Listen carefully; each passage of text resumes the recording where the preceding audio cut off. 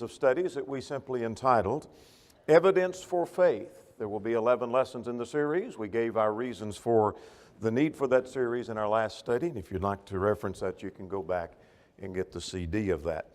The audio will be posted soon of all the lessons as they are being presented on our website, elbethelchurchofchrist.com, and as well as the PowerPoint that you'll be looking at for last Lord's Day evening and tonight as well. If you would like to receive, several have asked for the material that you see on the screen. If you'd like to have that in electronic form, send me an email and I will forward that to you, and we'll make all of that available to you. Tonight we're going to continue our study of evidence for God. We looked at evidence for God in our last study. We'll say more about that in just a moment. Next Lord's Day evening, we're going to talk about the problem of evil. That's one reason we're not doing the fifth Sunday. We felt that continuing the continuity of this series and the need for it and the interest in it needed to flow and continue. Then we're going to talk about the Bible and science. We're going to talk about creation, and then we'll talk about the Genesis flood and archaeology, and then we'll get into Jesus and his being historical, and whether or not there was a real Jesus, and furthermore his resurrection from the dead. That'll be the heart of the study. And then we'll talk about the inspiration and canonization of the Scriptures. Let's go back and remind ourselves of the kind of proof that is available. Can we prove that there is a God? And the answer to that is yes. Is there evidence of the existence of God? And the answer to that is yes. The kind of proof that we can offer is not demonstrative proof. But that is, we cannot go out into outer space and therefore we see God setting off to the side on the throne, and there He is. And so we send a spaceship up and we take a camera and we saw Him and we see Him, and now we can send another spaceship and we can touch Him. And then we can interact with Him and we talk with Him, and therefore we know there is a God. It's not demonstrative proof. We can show it is more reasonable to believe in God than to not believe in God.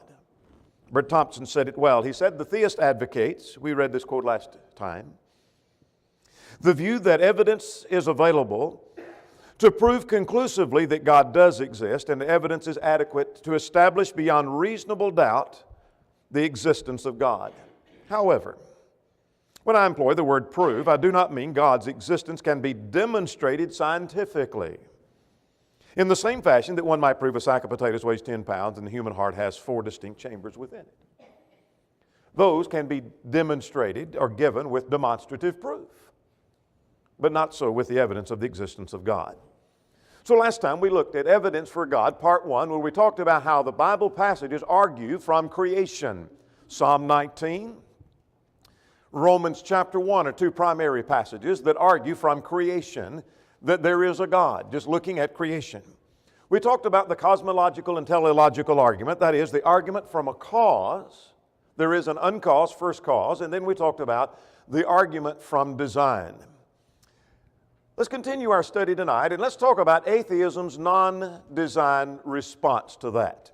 I had planned to deal with this a little bit later in the series, but perhaps it fits better here with the design argument that we made in our last study, fresh on our minds, that the atheists respond to that, where we talked in that lesson, if you were not here, how that the complexity and the design of the universe and the human body argues for a designer. When you look at the human eye and how it functions, when you look at the circulatory system of the body, when you look at even the hand and how it functions, that argues that there was an intelligent designer behind that, and therefore there is a God who created all things. The atheist argues from a non-design perspective, and that's their response. Richard Dawkins, in his book called The Blind Watchmaker, he argues for this non-design concept when he talks about, his subtitle is Why the Evidence of Evolution Reveals the Universe Without Design. And he focuses on the non-design aspect of creation and the world around us. He wouldn't call it creation. And suggests from that there is not a God. Their argument is a two-pronged approach. First, they say that the design that we talk about is apparent, it is not actual. To them, what appears to be designed can be explained on the basis of adaptations, random chance operations over eons of time. And so this hand that has the design that we talk about, that if there were a mechanical hand that can do all that our hand does, we'd say there's a designer behind it. But there wasn't a designer behind the human hand. It has evolved over a period of eons of time. It has to be not millions, but billions and billions of years for that to all evolve. And that all was done by chance. The design is apparent. It is not actual, they argue. The second prong of their approach in response to us, they talk about poor design. And perhaps they spend more time there. They talk about poor design, and that is, they talk about what things that would not be present if there was an intelligent designer. Their argument goes thus, that if design proves the existence of God, then poor design disproves the same God, they say. That is, if you look at the human body and you're saying there is design, if that argues for a God, then poor design would also disprove that same God. So there is just as much proof there is not a God from design as there is proof there is a God, they would argue. So they tell us that there are things that are suboptimal. And they argue from that standpoint that if all design is perfect by a perfect designer, then everything in the world would be optimal. But things in the world are not optimal. Therefore, there is no God. Let's see how their argument goes.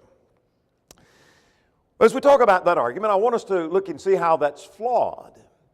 What is the flaw behind the non-design argument? Well, first of all, I want to suggest to you that the theist is not obligated to show obvious design in every single feature of the universe. Now get that carefully. When somebody wants to point out some so-called, and I put in quotations, a flaw in design, that we as the creationist and the theist are not obligated to show the obvious design in every single feature of the universe. What I can show is there is design in the human body. There is design in the universe. There is design in the creation. There is not always the obvious design in everything. It is not my obligation to explain the design of every single feature of the universe. It is possible that an object could possess a purposeful design that we have not yet recognized.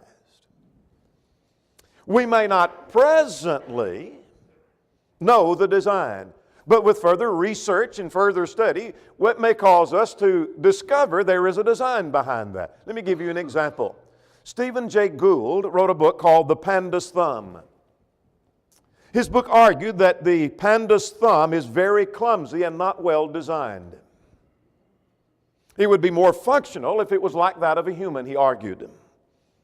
And thus that proves that the all-wise Creator did not design, there is not an all-wise Creator who designed the panda, because the panda's thumb is quite short and clumsy and is not fully developed. So here is poor design.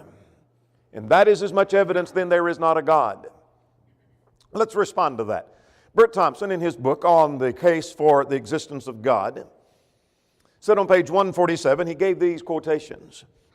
He quotes from San Diego's Zoo's Giant Panda Zoo book that in fact the giant panda is one of the few large animals that can grab things as tightly as humans can with this so-called flawed thumb. The giant pandas of Wolong, scholars said, the panda can handle bamboo stems with great precision by holding them as if with forceps in the hairless groove connecting the pad of the first digit and the pseudo thumb. What I'm giving you is quotations from those who have, with their research, discovered there is some design behind that. But Stephen Jay Gould says, and he argues, that that's a flawed design. Well, Cal Budd, in his work on the panda's thumb, published in Apologetics Press. And by the way, this is a picture he himself made of this panda as he's working through some bamboo. And let's read Cal's reference to the panda in his study about the panda. Responding to Stephen Jay Gould, he said, what Gould did not understand is that the panda's thumb is perfectly designed to do the job it needs to do. Sure, the panda can't use the thumb to write a letter or screw the lid on a peanut butter jar, but its thumb is ideal for the holding bamboo. In fact, the clumsy thumb of the panda can hold bamboo in a grip so tight it's like a vice. This allows the panda to strip the bamboo of its leaves and stems. This is good for the panda because it spends about 12 hours every day eating about 50 pounds of food. In the wild, almost all the food the panda eats is bamboo. They rarely eat anything else. And we see that their thumb is not an example of bad design. Instead, God designed the panda to have the perfect tool needed to eat the bamboo all day long. What I'm trying to suggest to you is, you may see something, and the scientist may see something, and the atheist may see something in the universe they can't claim as poor design. But that does not suggest that indeed it is poor design. Those who claim something is suboptimal set themselves up as the sole judge of what is and what is not optimal. For example, when they take the panda and they say the thumb is suboptimal, it is poor design, they have set themselves up as the sole judge of what is optimal and what is not. That we will determine what is optimal and what is not. And I want to suggest to you that all of that is based upon assumption. We're going to talk about assumption more when we get into creation. But the argument of the non-design, that's the atheist response to the design or argument that we made. This whole concept of the suboptimal or non-design concept is all based upon assumption, and that's what they think. This is an atheist, an evolutionist, himself admitting that. Listen to this. Douglas Futama. He said, the case for evolution has two sides. Positive evidence, that is, evolution has occurred, and negative evidence that the natural world does not conform to our expectations of what an omnipotent, omniscient, truthful Creator would have created. See what he's saying? He's saying we have rejected the idea of a God because what we see in the universe is not what we think He should have done.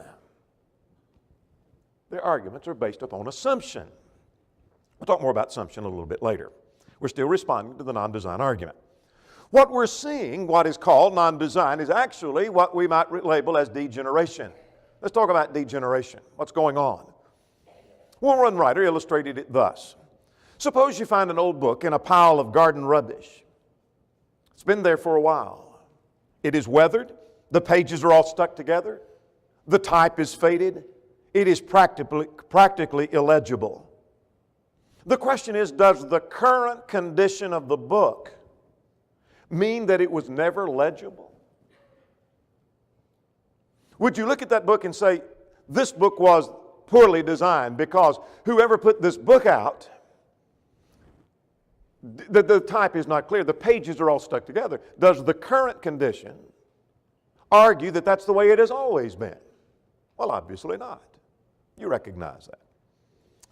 Well, the Bible tells us that creation suffers. Romans chapter 8. All creation suffers. All mankind is suffering. Romans chapter 8. Perhaps you're more interested in this passage that Hebrews chapter 1 talks about how the earth and the world and the universe is wearing out. We'll talk about that when we get into evolution and creation. The world is wearing down. It's literally wearing out like a garment. And so if evolution be correct, and we'll get more into that a little bit later, everything ought to be building up and getting better and improving with time. But actually what's going on is it's wearing out and wearing down. Well, what may be seen and viewed as non-design or that which is suboptimal in creation may actually be the world just simply wearing out, wearing down. You remember Genesis chapter 2 and in verse 17 that when God gave a law to man in the very beginning that in the day they would eat of it, they would surely die physically. So death and disease that goes along with death is a consequence to sin. So what I learned from that is this, that when we see things like heart disease and eye problems and cancer, does not mean that we're not fearfully and wonderfully made. Psalm 139 and verse 14. We are fearfully and wonderfully made. But when someone incites, well, a man has heart problems, so that shows a flawed design. It doesn't show a flawed design at all. What we're seeing is degeneration. Not only is the world wearing out, but because man has sinned, then we have death that has entered upon the world, and consequently we deteriorate. And so we're dying. And we do die, and we have disease, and we have eye problems, and we have cancer, and on down the line. What the atheist has done is they blame God for man's mistakes. And so that's like going and finding this book in the rubbish, and you say that it's the publisher's fault is why the pages are all stuck together, and the type is blurred, and we can't read a thing in that. When actually what you're seeing is degeneration. And that's what we're experiencing in the world. Well, there's more could be said about the non-design response of atheism, but that fits with our study last week. Let's talk about the moral argument. I want you to follow this carefully. We're trying to give evidence, external evidence. We can go to the Bible and prove from the Bible, and we're going to do that as the series continues. But we're trying to deal with what we might label as external evidence that argues for the existence of God. I want to suggest to you, first of all, that man's moral nature argues for a moral architect, a moral designer, and a moral governor. Man has an innate capacity to know and choose between right and wrong, or at least what he thinks is right and what he thinks is wrong. Universally, man, and even atheists, appeal to a standard of morality, whether they like to admit it or not.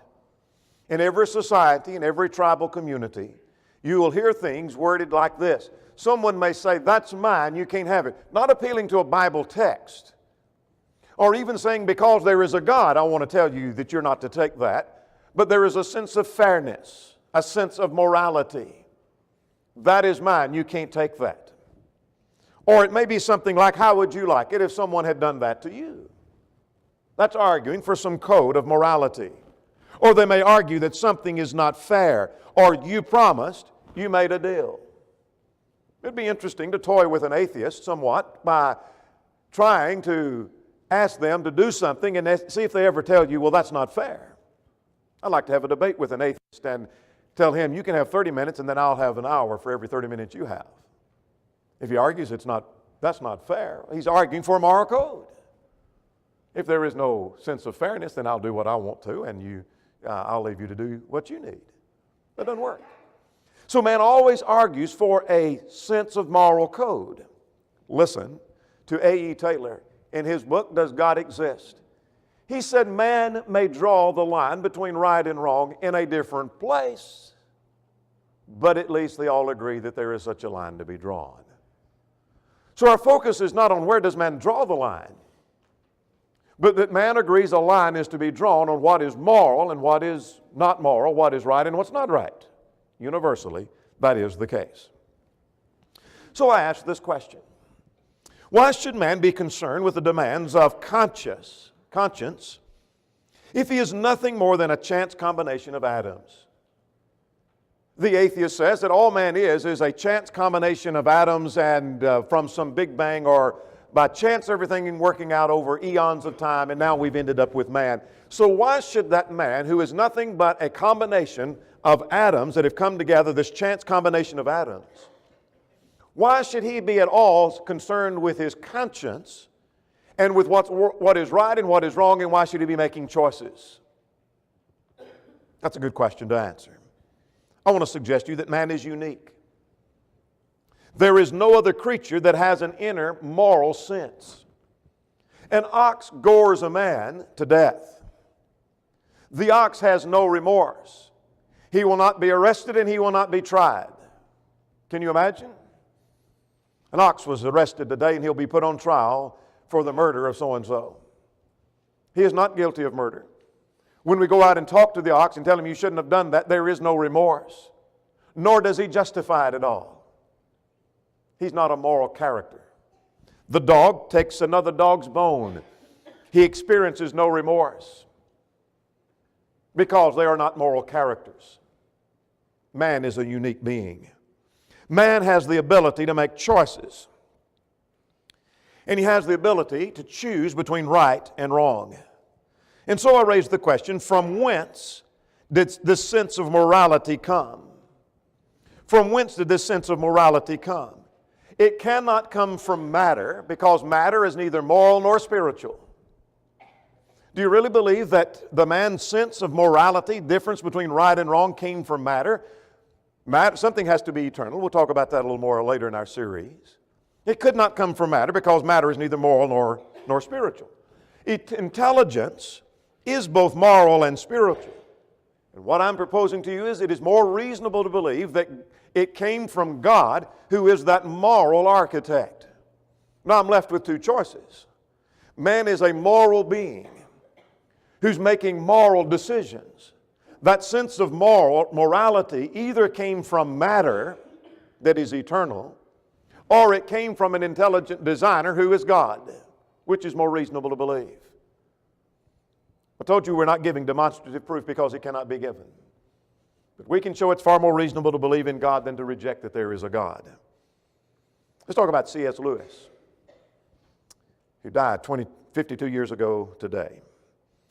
From the Magdalen College of Oxford University. Why do we mention C.S. Lewis? Well, he was once an atheist and an agnostic. He rejected the idea of God, and he became one of the most effective apologists. If you're not familiar with apology, we're not talking about saying I'm sorry. That's a defender of his belief, defending the idea there is a God. He was an apologist. Became very effective at that. Wrote many books on that. But what's interesting is the fact that in his book, Mere Christianity, he gives moral law, the very argument we're making, as evidence for the existence of God, and part of the evidence that caused him to come from an unbeliever, an atheist or agnostic, to becoming a believer in God and being a defender of that. Not just partially believing in that, but believing in so strong he tries to defend that, and he does in his works. He argues thus. He says that there is a moral law that is more than an instinct within man. The atheists have argued, well, what you're calling the moral law is just a natural instinct. Just like the dog that has puppies, the mother has an instinct to care for the puppies. That's what you're talking about, is the moral instinct. A natural instinct, not a moral instinct, but a natural instinct. He gives this illustration. This is Lewis's illustration of a man standing on a bank of some swift water, and he sees a guy about to drown in the water. There's going to be 2 to 3 things that are going to happen. First, there's going to be the impulse, the desire to jump in and save the man. But that's not all that he's going to think about. Because the bank is high and the water is swift, there's going to be the second impulse, the desire to avoid the danger, because he could get hurt himself and maybe drown himself, and so maybe he'll not help at all. And Lewis illustrates by saying that there's actually a third thing that's going to take place, and there's something within him that tells him to follow the impulse to help and suppress the impulse to run away. And no animal can make that decision. That's a moral decision. That's a choice between right and wrong and what he should do. No animal can make that decision. The mother may have a natural instinct to care for her child. That is, the dog cares for the pup, and the horse cares for its foal, and the cow cares for her calf. But that's not a moral decision like this man is making.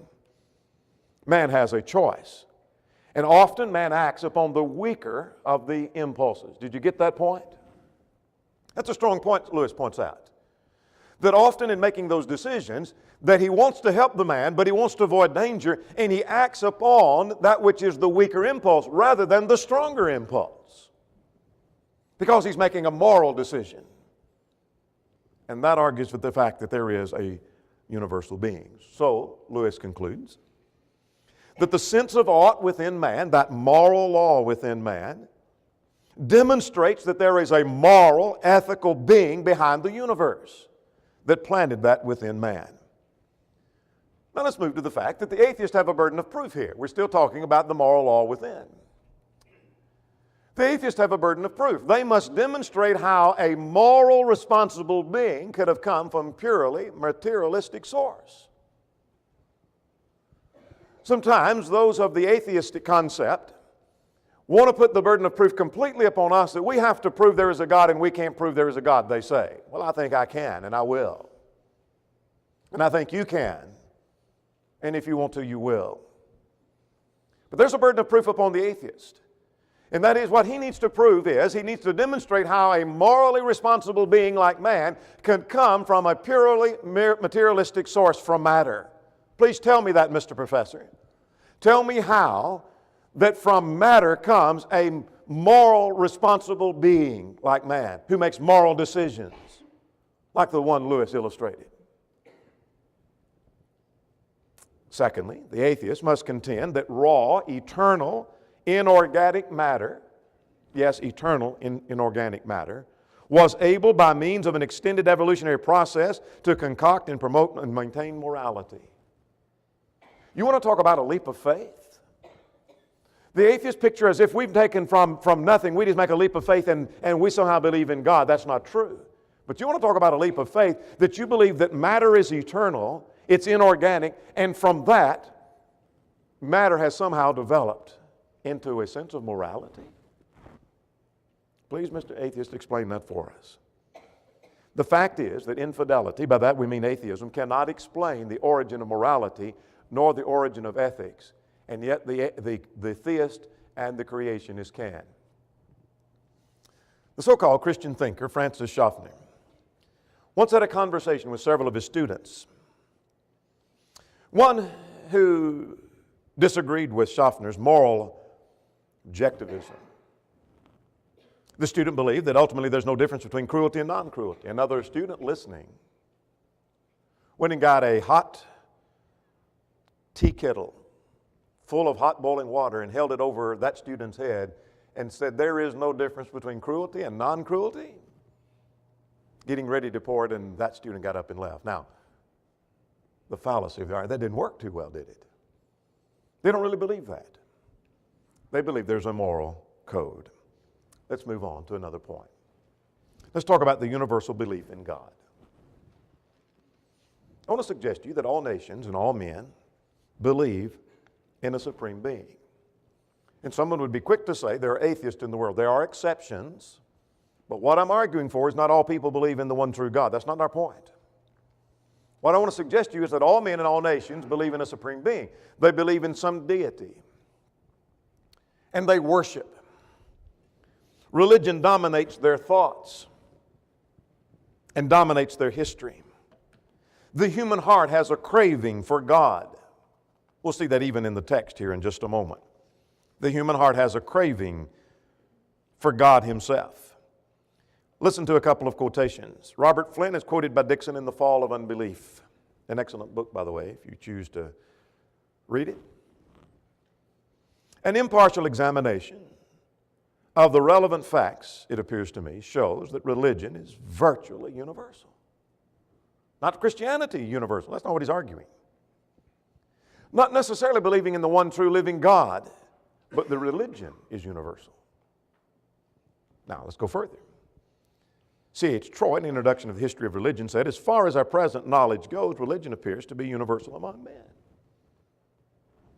So what does that mean? Well, if God does not exist, then matter has produced a false idea that God does exist. Again, we have to go back to matter, which is eternal, according to the atheist. Something is eternal. It has to be either mind or matter. They say it's matter. I say it's mind. I say it's intelligence. I say it's God. It's eternal. But they say it's matter. If God does not exist, then matter has produced a false idea that God does exist. How did that happen? You see, if God exists, we have an adequate cause for the effect. The effect is that religion is universal. Man has a craving for God. Man has a craving for worship. Man has religion universally. If there is a God, I have an explanation for that. If there is not a God and God does not exist, we do not have an adequate cause for the effect. Where'd that come from? Mr. Atheist, tell us where that came from. Here's the conclusion that we have to draw. That there is a supreme being who created within man the attributes of a higher being and worship. Now let's open our Bibles. I said we'd come back to the text here in just a moment. We're not spending a great deal of time in our text because we're trying to give some external evidence. Let's turn to Acts the 17th chapter. Paul came to Mars Hill and he began to preach, and he noticed that they had an inscription to the unknown God. They didn't know the one true and the living God. And he said, that's the God I want to declare unto you. So he preaches about the one true and living God. That's what we're talking about here tonight. Beginning at verse 26. That and he has made from one blood every nation of men to dwell on the face of the earth, and has determined the pre-appointed times and the bounds of their habitation, so that they should seek the Lord in hope that they may grope for Him and find Him, though He be not far from each one of us. Now, I want you to get the quotation. Let me just ask for emphasis. Is that not talking about this craving that man has for religion and for God? The very universal belief in a God? Where did it come from? Well, let's go back to verse 26. He is made of one blood of nations of men to dwell on the face of the earth, and is determined to forward the times and the boundaries of their habitation. Now verse 27, that they should seek the Lord and hope that they might grope for Him or find Him, though He be not far from every one of us. The argument we're making is that there is a universal belief in God. And therefore, where did that come from? That either came from matter that produced a false impression of God, or there is a supreme being that explains the fact that He placed within man this craving for God and for religion and for worship. But finally, let's talk about the beliefs of atheism. We have two alternatives. We can believe in God and become a theist, or we can be an atheist. We don't believe in God. That's the only two choices we have. Nothing wrong with questioning, do I have real evidence for my faith? But when I get to the point I'm beginning to reject evidence so that I'm beginning to wonder, is there really a God? The only other alternative I have is to go to the point I do not believe in God. I'm an atheist then, or an agnostic to say the least. I want to suggest to you the atheist is a believer. Oh yes, he's a believer. He believes, but he cannot prove that God does not exist. And by his own admission, he cannot prove that. He cannot give some kind of demonstrative proof that God does not exist. So he believes, though he says himself, at least many of them do, they cannot prove that God does not exist, but they believe that. They are believers. Now, you remember that when the atheists ridicule you for your faith and as if it's a blind leap into the dark, you remember that and ask your atheist friend or professor about their blind leap. Ask them about that. The atheist is a believer. He believes in the eternal existence of matter. He ridicules you for believing, or she ridicules you for believing that God is eternal. You really believe there is an eternal God? Well, Mr. Professor, you believe that matter is eternal. He has to. He believes that matter is eternal. He believes in the eternal existence of matter. He believes in the spontaneous generation of life from non-life. You're talking about a leap of faith? You want to talk about a blind leap into the dark? The atheists need to be nudged on that heavily. They believe that order evidences in nature, that is, the order that we see in nature, that we talked about in the design, is a result of mere chance. That all just happened. So the things we talked about in our study last time, the heart and how it functions properly, the eye and how it focuses, the hand how it works, and the hearing how it works, all of that is just mere chance. You want to talk about a blind leap? The atheist indeed is a believer. He believed that consciousness arose out of non-conscious matter. Your sense of morality, your consciousness arose out of non-conscious matter. The atheist believes also that man is a machine without responsibility for his conduct. He believes that man has no moral values. He may argue for moral values, but he says that man has no moral values. I want to contrast some views in closing. We have the creationist and the theist on the one side and the atheist and the skeptic on the other. And I said we only have two choices. Either you're going to believe and become a theist, or you're going to be an atheist and a skeptic. The atheist, or the Christian on one side, or the theist, believes that God is involved in history. That much of what we can account for in our past, and we'll talk about this when we come to the Genesis flood, there are many things that are going to be explained only by the Genesis flood. God is involved in history. The atheist says there is no God, there's no referee, there's no umpire. There's nothing involved, there's no being involved in history. The theist believes that man is in God's image. The atheist and the skeptic believes that man is a graduate beast. That you're just like an animal, that's all you are, just kind of a higher form of animal, but you're no different than an ape or a cow or a dog or a cat. You're just a graduated form of a beast. The theist believes that God is the authority. The atheist believes man is his highest authority. Man is his own authority. Hence comes humanism. To the theist, God's word is the standard.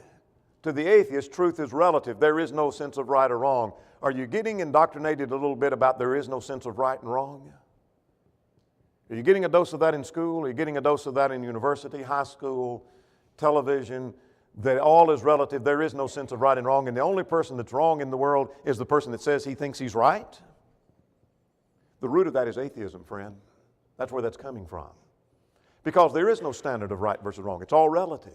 Relativism comes from atheism. The theist believes God created the universe. The atheist believes the universe happened by chance. The theist believes that man is a worshiping being. The atheist believes that the desire for worship is a sign of immaturity. All of us who come out on Sundays and we devote our time and we worship, we haven't grown up and we haven't matured and we haven't learned what they know. They are enlightened and we're the idiots. That's their belief. We're immature. That's the contrasted views. Well, that's enough for tonight. We're going to talk in our next study